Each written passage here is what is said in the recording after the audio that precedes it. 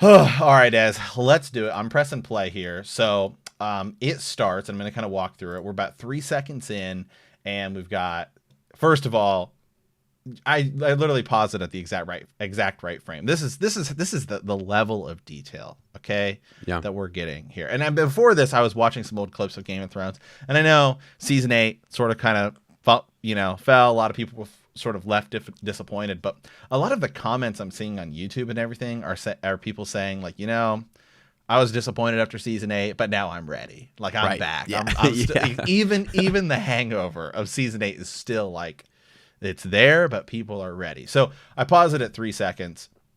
Matt Smith's there. It still says HBO, and the fire is literally lighting up the HBO symbol. It's great. We're walking down at about 7 seconds. All right, HBO series. Boom, 17. So about 12 seconds, we get Matt Smith, Emma D'Arcy, which is Daemon Targaryen and Rhaenyra Targaryen on the beach. This was a lot of those like first images we saw. Mm-hmm. Yeah. 200 years before the fall of the throne. That's right, man. Just remember it. So this is where then right about that about second 19 seconds is where he starts his sort of monologue. He's saying things like gods, kings, all of this stuff. Essentially, dreams didn't make us. Yeah. Dragons. Dragons did. Go ahead, Ez. Yes. Matt, that's an important, like, 200 years before the fall of the throne. The way they phrase that is awesome because the throne, even when Robert Baratheon takes over, the throne has fallen. Okay, it is not like the Iron Throne. Oh, it goes on, and a Game of Thrones is this whole thing. No, friends. According to the Targaryens, it fell and it's gone. Like it's their throne. It is no one else's. It is their throne. They built this throne. So. It's huge. Oh, and we'll get to the look of the throne, which I actually think the way they did it is genius. It is so good, and we'll get to it. So 21 seconds, we see the hand of the king. We just see that sort of, we see the pin, right? The very familiar pin that we've seen in Game of Thrones, right? And that's going to be Otto Hightower. Then, as where things get really crazy, 23 seconds. Okay. Mm-hmm. So at 23 seconds, the next sort of frame, we see King Viserys Targaryen and Blackfyre. How sick is that? That is sick. I mean, you look at the detail on it. They flat out show you this sword. He's got his ring on there, and you look at it. Is there like a key? I don't know what's. It's dragon wings, right? Is that what that is? That's wrapping around the So it sort of has dragon wings and stuff like that. Now, this is actually where we can start to get into sort of Game of Thrones theoretical teasing, like, stuff that ties into the main series. Because, big long held rumor, right? Theory is that this sword, Blackfyre, is actually Longclaw, the sword that Jon gets later. We don't have to dive into all of that now. But that is just especially for a lot of new people who might be like, I didn't watch Game of Thrones, but I saw this, so maybe I'll start with House of the Dragon. It's a big theory that this sword might also end up being something later. So it's going to be interesting too to see its full design and see where some of that stuff goes, because we're going to get into it. There's another thing here in a little bit that ties directly into Game of Thrones and is huge. Yeah, there's a lot. Yeah. Okay, so 28 seconds, we see young Rhaenyra, right? We see young Rhaenyra. We've got this sort of face shot of her, and behind her you can see the Iron Throne a little bit, and I love the way that they did the Iron Throne here, because in a lot of people were actually sort of disappointed with the way the Iron Throne looks in the show. In Game of Thrones, because if you look at any of the artwork of the book, it is this enormous throne and it's like thousands of swords. Whereas the Iron Throne that we get in Game of Thrones is like hundreds of swords. It still looks cool. Don't get me wrong. It still looks cool, but it just doesn't have that same sort of like design, right, that we have in the books. Now, so what they did here was they just have tons of swords kind of surrounding it, right? which I think is a cool way, because the Red Keep and, you know, the throne room here with the Iron Throne is going to look different. It's going to look very different than what we saw in Game of Thrones. It'll be the same room. It'll be the same throne itself. But the Targaryens, you know, honored dragons, right? And the throne room itself is going to have dragon skulls in it and dragon banners and all of this stuff. And Robert Baratheon wanted all of that stuff gone when he became king. Right, exactly. So the Iron Throne it's actually asymmetrical. It's not necessarily like a real beautiful thing. As you say, there's swords on one side, don't always match what's on the other side. It's this monstrosity of spikes and jagged edges and blades. And it was Aegon the Conqueror who basically took the swords of those who were conquered and used that to forge the throne. So they're jutting out everywhere. The way they do it, it is perfect to the description in the book. Yeah, exactly. And so but I also think it's a cool. I really like what they did too, where they didn't just make a new throne for the show and go in a different direction, because they didn't make it more like the books.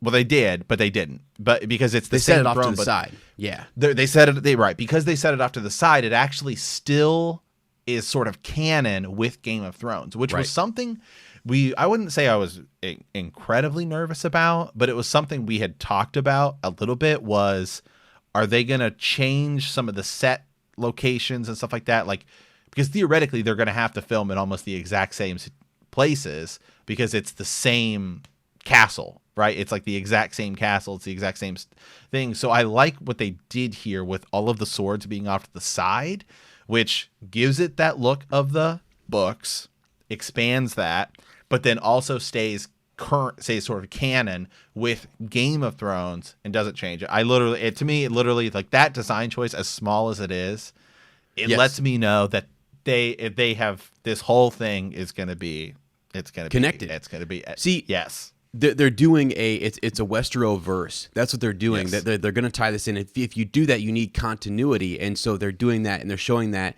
to fans with the throne. So that's why we're encouraged by that, and it's a really good point that the throne is the same, but yet altered to make it. You know, over time it evolves, and like you said, Robert Baratheon throws stuff out, whatever, and makes it his own.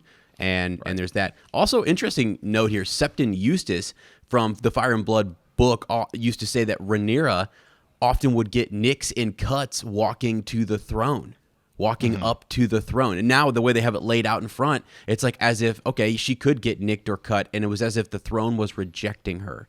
So yeah, kind of a cool thing. Yeah. Okay, so then we go a little bit further here. About 34 seconds we see now, current day, to this time. We see Matt Smith, right, and Emma Darcy. She's walking up behind him. He's staring off into the ocean there. Then, where it gets really sweet, is about 37 seconds. So this is where we get, I'm presuming, right, Matt Smith's Daemon Targaryen fighting in a tournament, and we can see him slashing somebody. We can't see the other sigil that he's slashing against. Right, yeah, we just see he's got that long sort of he looks like a freaking dragon. He looks like a dragon. His armor and everything is all, decked out. Is that what sword does he have again? Is that a Valyrian steel? Is that he uses Dark Sister. Yeah, and so that would be it right there, correct? In his hand. Right. Yeah, and so we don't get to see who he's slashing. I'm guessing in some sort of tournament. But it looks epic nonetheless. Okay, so now we go to 39 seconds. Corlys Velaryon. Yeah. So sick, man. I mean, the Velaryons walk in and they just look badass. They've got the gold, they've got the seahorse, and the whole thing. He's got his children there, Laena, Velaryon, who we talked a little bit. We saw some behind the scenes sort of leaked photos and images of them, and they look awesome. Like they're showing up for maybe a ceremony or it's part of a tourney, or it could be something with Viserys or Rhaenyra. We don't know where this is gonna land, but they look awesome. This was like a moment, like the music is hitting and they're walking in and we're going, holy, like it just hits like with the beat, like it changes images, right? And it throws a new group at you, and I'm like, oh my god, this could too much. And there's going to be some time, either flashbacks, right? Or like maybe an episode starts with like earlier, like, years ago when they were younger, and then comes forward. Obviously if Laenor Velaryon is here, right? Because Laenor marries Rhaenyra when they're younger, they're married. So you have that, but it's also cool too because when Game of Thrones starts, you have the Starks and then the sort of the Lannisters / Baratheons show up, and then like you begin to start to see some of these smaller houses that are incredibly important, right? Or even other big houses that the story doesn't focus on as much, but they still carry a lot of weight. Like when we first meet sort of the Tullys, right? And obviously Catelyn Stark is a Tully as well, but just in sort of the grand scheme of things, we don't think of the Tullys as powerful as like the Starks, just because they're sort of our main characters, or the Lannisters, exactly. So same sort of thing here with the Velaryons, is where they are actually, they're even for at this point in time, they're pretty formidable and a huge player in the realm, even for being sort of a smaller house, because a lot of them marry into the royal family. Yeah, and they share that Valyrian blood. Exactly, and I think that's sort of if the Targaryens can't find a suitable match or whatever inside their own house or something, that they do kind of. I think the second step is to go to House Velaryon. I mean, I know there's actually sometimes it's political, sometimes they actually are in love with each other, whatever it might be. But a lot of times it's political reasons, and they want to keep the bloodlines pure or whatever. So you actually have in that shot you have Rhaenys Targaryen, who is the queen who is passed over. There's actually a lot of tension between Rhaenys Targaryen and Viserys Targaryen. Viserys was chosen over Rhaenys in the Council of 101 AC, so she's walking in with this house, and they're saying, we actually had a claim to that throne, and now they're going to be working for, the history on this is they're going to be working to acquire Rhaenyra Targaryen so that they can gain more access to. So Corlys is an ambitious guy. He wants to, he wants his, I don't know, his sons or his daughter or grandchildren to sit the Iron Throne, man. Right? Yeah, absolutely. Absolutely. So, okay, if you're at 39 seconds. Now, this one actually, you kind of got to frame just right because it's like such a quick shot. You see the Velaryons walking in, and then it sort of, the camera flips, and you can see the Iron Throne in the background there as they're having some sort of like a feast, right? And you can see they've got all these decorations above it. Still the same throne room, right? You got the banners, you got the windows behind it and everything, but it's just cool to see it in sort of a different light. And you can see just how much more decorative the Iron Throne is, over there, which is cool. Matt, here's something interesting. If you look at that shot, the banner on the right, is that a seahorse? Is that Valyria? Is that House Velaryon? I believe so. They're so honoring them, man. Yeah, honoring them, or who's sitting at the top there? I mean, is that Rhaenyra with her father, or is that Rhaenyra? So. Yeah, that would be interesting to try to get some speculation on who's actually sitting up there, because this could, at some point, Viserys is going to die, and they could change things a little bit. Rhaenyra might not be in the Red Keep. I mean, she's not in the book, in George's outline, but maybe they do something a little bit differently. Anyways, I don't know what this is. This is cool though. There's going to be a lot of stuff that that takes place in this that we don't know, because again, for those of you guys who are sort of new, maybe you didn't watch Game of Thrones, maybe you're like, all right, I'm going to try this House of the Dragon thing to get into it. Game of Thrones, the first obviously 5 books were sort of written going into it, and then obviously the final 2 have still yet to be written, which definitely caused some of the issues of the finale. Whereas this, we kind of know how it's going to start and how it ends. We know like a few of the key events, but it's really just much more of a rough outline. Although at least it does have a finish to it, as opposed to, right, to Game of Thrones, which didn't. So a lot of this is going to be totally up for speculation, and they can really do what they want with. So as at 40 seconds, there's an image of a woman who I don't know who she is. Is that younger? I think no. Alicent Hightower? No, I think that's actually someone called Alice Rivers, who's, you remember Daemon has like a paramour, and she sees visions in the fire. She has this ability to almost like red lice, or I'm sorry, red priest or R'hllor like abilities. I think that could be someone, because I was trying to figure out who that is, and I know I'll go look and see who's been cast real quick. Okay. So we have her there at 40 seconds. Then this is where things get really crazy. At 41 seconds, we see, and some of the characters are a little blurred out, so you really have to do this. Okay, at 41 seconds, we see Queen Alicent Hightower, right? And she's walking towards somebody. Now, if you pause it, the characters are sort of blurred.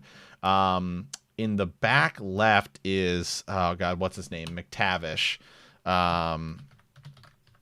Let me pull up his name. Is it Ian, maybe? Is that his name? Graham McTavish. Graham, yeah. Right, yeah. And he's playing a Kingsguardman. Then you've got another Kingsguard back there to the back left. But then she's walking towards somebody, and what the most interesting thing is that this has been pointed out, is what's she holding there? Yeah, the right? I mean, this is the big deal. Like this is the dagger from Game of Thrones, from right out the gate, season 1. This is what is used to attack Bran. This is Catelyn Tully stops it with her hands, and it's something that we see Arya use at the very end of the series, right, to kill the Night King. Yeah, it's a huge deal. Yeah, it's kind of, we know it as the catspaw dagger. It's a Valyrian steel blade. We just know that ultimately it sort of shows up. There's some betting and lying going on about where it ultimately came from. But ultimately, we know that it's a Valyrian steel blade that would have been around in sort of the royal family for years and years and years, because Valyrian steel is incredibly hard to get. So it's just kind of cool that we see it here, because yes, it would have been something that somebody in the royal family would have had in their possession at some point. So it's definitely cool that we get to see it here. Hey, why does she have it? Why does Alicent Hightower have it? Right, yeah, she's going to go stab somebody, obviously. But yeah, I mean, there's that too. Yeah, it's just like, where did she pick this up? And then is this, was it you? I mean, here's the thing. So Viserys dies. Like King Viserys, right. And we can start later on. We'll theorize and speculate on some of this stuff. Maybe he doesn't die the way we think he does. Maybe it's not just in his sleep, and maybe other things happen, right. And who freaking knows. But I also want to back up real quick. Mysaria is who that is. That first individual. It's a paramour for Daemon Targaryen. So just so you guys know, Mysaria. We'll talk about her in a second. Yeah, and so I'll say that the look on her face isn't so much anger here as it is fear. So a lot of people were suggesting that this might be blood and cheese, which is sort of a moment, or maybe they do some of these things different. There's a sort of a famous moment inside of the Dance of the Dragons, right, where there's these assassins that are killing children and stuff like that, and their names are blood and cheese. I saw that potentially being one of the things, or maybe they change it, right, to be a different character or something. So some of the things they might, just because it's in the book, they might change a little bit here. So yeah, interesting who it is that she's possibly going to go stab here. And you're right, she looks afraid, and everyone's just watching her run by. It's almost like she had that dagger on her, or it was on maybe her husband, and she pulled it off of him and rushed at somebody, perhaps. Because it seems unexpected, and it looks like there might be other knights or Kingsguard standing behind her. So, that's interesting. Yeah, and so so then we start going a little bit further, and we are at some sort of a tournament, right? Here about 42 seconds, and I'm guessing that's Alicent and Rhaenyra sitting next to each other, and Alicent, we can see just from the tint here, possibly the greens, where this is kind of starting. Then Rhaenyra has a red coat on, but that doesn't mean that the rest of it isn't black, obviously, where really the whole sort of thing is going to play out. Ultimately, we're going to sort of have two factions of Targaryens, the blacks, which is sort of Daemon Targaryen and Rhaenyra, and the greens, which is Alicent, just because they were happening to wearing green at this tournament, where they sort of get into a squabble, and it's really kind of where the whole thing kicks off. Yeah, for sure. Exactly. So we're going to see that tension building between these two factions, these two families, because Queen Rhaenyra is the she's next up. According to Viserys, she is the heir to the throne. He's named her, but then Alicent comes in, has children with male children with Viserys, who she believes should take the throne. So you start to have this growing question among the realm: who is next in line? Who sits at Dragonstone, and who's going to take the Iron Throne? Well, Rhaenyra sits there, so she's actually a lot of times away over in Dragonstone, comes back for tourneys and such, and it starts off like they're friends, and they're even kind of they're good and kind to one another. But as soon as Alicent has children, here we go. We're off on this race where this competition, I guess, between the two factions, the two houses. Otto Hightower is Alicent Hightower's father, who is Hand of the King, who we saw earlier, and he is, he wants his daughter, his grandsons, to sit the Iron Throne. I mean, House Hightower would be right in there, man. Yeah, exactly. And I'm trying to figure out, let me hold on. Let me look at this up really quick. I know that sigil. The archer, you can see that. That's House Tarly, right? House Tarly, that's right. Yes. Yep. Mm-hmm. The huntsman. Yeah, and so that's interesting. There's like two big banners of them, as if they were. I was trying to look and see. Yeah, I'll look up maybe where that tournament is at. But when you're going kind of click by click, if you go second by second, you can actually see a direwolf banner, sigil, or whatever hanging on the rail where they're running, where the horses are running at each other and they're jousting. Yeah. You can see a couple really there's cool a sigils. Lannister banner too. You can see it. You can see the lion. Mm-hmm. Yeah. So definitely. Okay, so we see that. Then the next frame is we've got what looks like some serious fighting. I'm guessing going on at Driftmark, because that looks like is that Laenor Velaryon maybe? Yeah. Fighting somebody, and you can definitely see some of the seahorses and stuff like that. And so this seems like this might be going on at Driftmark. Right, exactly. And I don't know. And again, this is, we do include some air quote spoilers from Fire and Blood here as we talk about it, because why not? It could be an assassination attempt on him, right? It could be that we're trying to take him out, orchestrated either by Daemon or by maybe there was an actual love quarrel. We've seen that in the books outlined. We don't know when and where this was at, but yeah, a fight is breaking out right there. It had to be someone close. It has to be someone close to him. So it makes you think Night of Kisses or something. Yeah. Yeah. And Driftmark is actually it's right around Dragonstone. It's like right there too. So big thing. Okay, so then we move to the final sort of stage here where we see Rhaenyra, and she's going to be walking in the throne room. As you can see the Iron Throne, like walking up towards it, and there's swords literally spread all throughout it. Dreams didn't make us kings, dragons did. And then we see the logo. God. Game of Thrones, House of the Dragon, 2022. There is no date set officially, although everything has been said sort of it's good spring. Okay. And so April, so it could be I would say as early as March, but I think April seems to be that's the common sort of consensus. But I don't know that it's ever officially been said April. Yeah. Of 2022, but that seems to be the obviously most likely candidate, and I think everything's always been like, yeah, probably like April of 2022, but they didn't. I think if they knew the official date, they would have said it right there. Sure. They just said 2022. Yeah. So. Because this is way earlier. This teaser trailer is way earlier than we thought we were going to get anything. Earlier than we thought. They do not mess around. It's #1 on trending all over the place. It's awesome. Do yourselves a favor, by the way. Matt, go click on this real quick. This is in the trailer. Go to 30 seconds exactly and just look at how freaking beautiful. Like, it's just candles. All it is candles. It's fire. But it's like it's such a clean, beautiful shot. I'm just so impressed by this trailer, man, and the production. Yeah, it's great. The whole deal. The whole deal is I've seriously been at a 10 out of 10. Just all day. Yeah. Yeah, it feels good, like it's back, and you feel like it's in good hands. The continuity is there with the dagger and the throne, and attention to detail with the character. The costume design looks great. All of it, man. I cannot be happier.